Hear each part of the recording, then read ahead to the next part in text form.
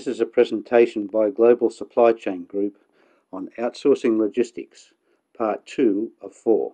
A second advice I would give is not to restrict the parties you want to work with. The greatest danger when selecting a logistics service provider or a logistic partner is to only look at the global logistics players. Especially if you are one of these smaller companies, one of these multinationals, which has a lot of logistics activity, but just not enough to be top of the list for the big players like DHL. First of all, the reason not to go for these big ones without considering the smaller companies is because you will not have the same bargaining power as an IKEA or Walmart. Second, the global logistic partner will not necessarily be willing to offer you flexible terms and services.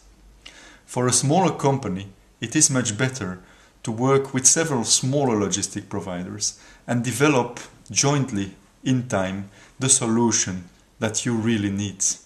A win-win relationship will be established for many years with a clear bargaining power to get best price at the best costs. And when the number of relationships becomes hard and complex to manage, a global logistics player can be brought in to manage these relationships.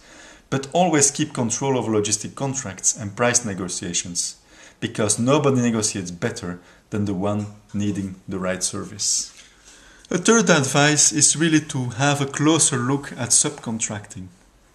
Making the assumption that your third-party logistic service providers can cover the full ground and the geographical scope you expect is very risky.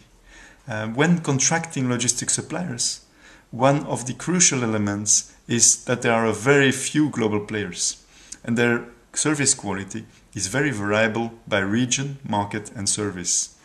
Who is great in Australia is not the best in West Africa. A company serving the chemical industry is not good for fast consumer goods. And the key to success is really tapping into all the specialists that you can use. But creating all these relationships with all these partners is a job in itself. And on one hand, we want to develop these partnerships over the long term. On the other hand, we want to keep a healthy competition and be able to switch and change to lower cost suppliers when necessary. The secret is to design logistics processes that can evolve over time and where multiple suppliers can operate from one common setup. A supply relationship management setup specifically designed for your logistic partners. This has been part 2 of 4, brought to you by Global Supply Chain Group. Know-how, network, results.